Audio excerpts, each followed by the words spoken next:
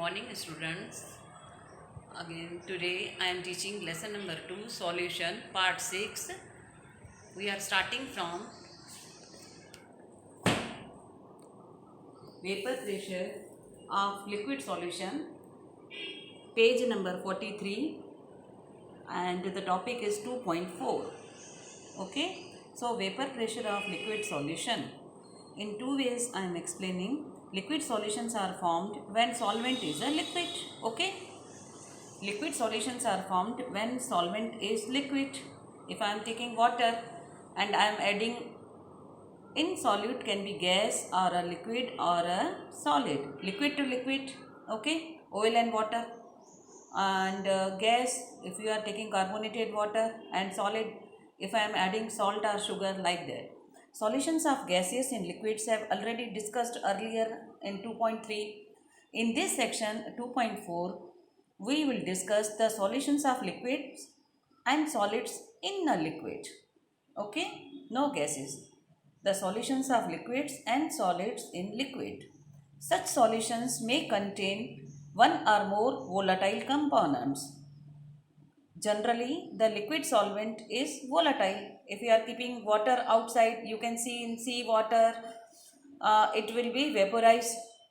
The solute may or may not be volatile. So, liquids are volatile and the solute may or may not be volatile. Now, properties of binary solutions. Solutions containing two components, liquid in liquids or solids in liquids. Now in 2.4, one topic, I will say vapor pressure of liquid solutions. Let us consider a binary solutions of two volatile liquids. I am denoting them with component 1 and component 2. Okay, with the component 1 and component 2. When taken in closed vessel, both will evaporate and an equilibrium would be established between vapor phase and liquid phase. Just you have earlier studied in 11th in dynamic equilibrium. If I am taking a pot of water and covered with a lid, then liquid will vaporize and again it will come into the vapor form. Then by cooling it, again the vapor will come into the liquid sides. And equilibrium with, in dynamic equilibrium we studied, and an equilibrium would be established between vapor phase and liquid phase. At this stage, total vapor pressure is P total pressure of the two liquids I am telling for 1 and 2, P total, and P1 and P2 partial pressure of the two components. Okay, the partial pressures are related to the mole fractions. That one, number of moles x1 for P1 and x2 for P2. Okay, Raoult, the French chemist, in 1886 gave the quantitative relation between them. This relationship is known as Raoult's law. So Raoult's law is important. How we can explain?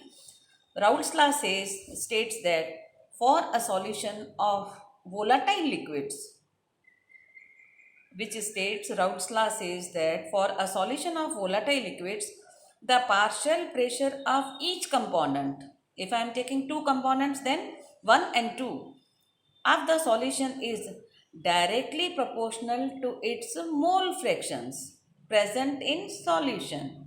Okay, so this is Raoult's law. Again I am explaining, for a solution of a volatile liquids, the partial pressure of each component of two solution is directly proportional to its mole fraction present in solution. For component 1, P1 partial pressure is directly proportional.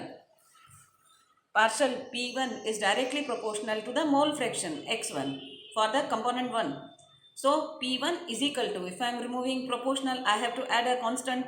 That constant is P10 x1 mole fraction, where P10 is equal to vapor pressure of a component 1 at the same temperature. Okay, like that for the component 2.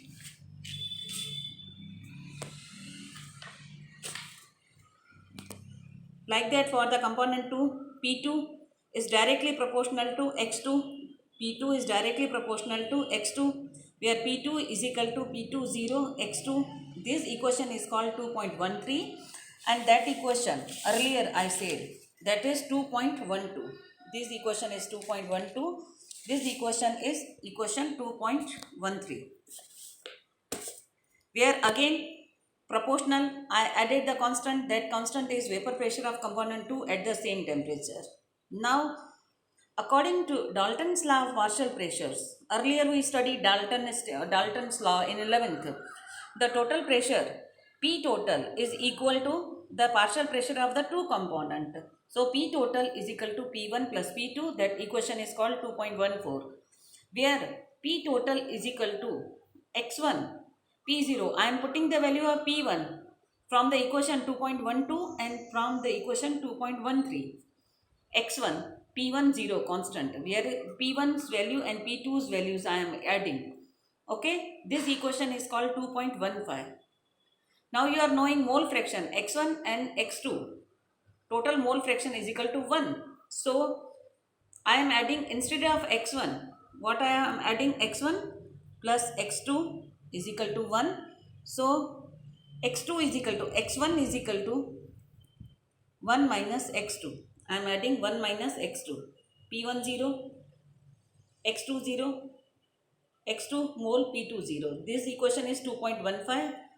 Now P1 is common. P1 0 I am keeping here. 1 minus X2, and solving this equation you are getting this equation. P2 0 minus P1 0 constant X2. This equation is called the 2.16. Now, following conclusion can be drawn from the equation 2.16. This equation from this equation, which we simplified in a simple manner. This equation is converted into simple manner. First, total pressure over the solution can be related to the mole fraction of any of the compound. So P total we got according to the mole fraction, X1 0, X1 and X2 0. X2. Total pressure over the solution can be related to the mole fraction of any one component. See, any one component, X2 only.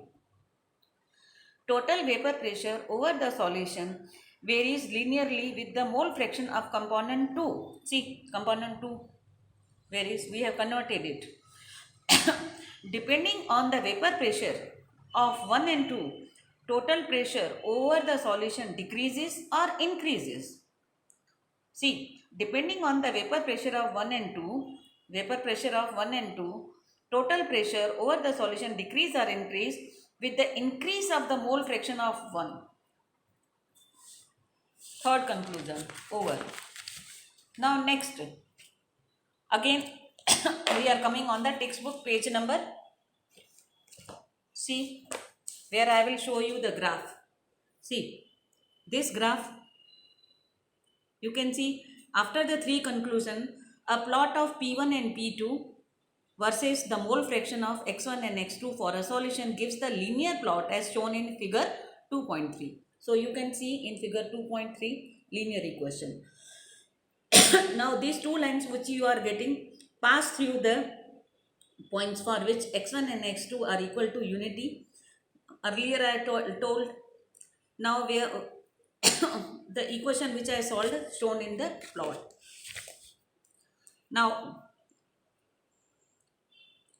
the composition of vapor phase in equilibrium with the solution is determined by the partial pressure of the components. Now if I am taking Y1 and Y2 mole fraction of the components, if Y1 and Y2 are the mole fraction of the component 1 and 2 in the vapor phase, I am telling. In vapor phase, then using Dalton's law of partial pressure, P1 is equal to Y1 dot P total. This equation is 2.17. P2 is equal to Y2 P total, that is equation 2.18. From in general we can say instead of 1 and 2 we can say Pi is equal to Yi and P total. Earlier we denoted. So today I taught you how vapor pressure of liquid solution. First I taught you vapor pressure of liquid solution, and from the Dalton's law and from the Raoult's law we deducted. Tomorrow we will see the example 2.5, which is on page number 45. and we will solve Raoult's law. So today's homework is from page number 43, 44 and 45. You have to study well and I will send you notes. According to notes you have to prepare. Okay.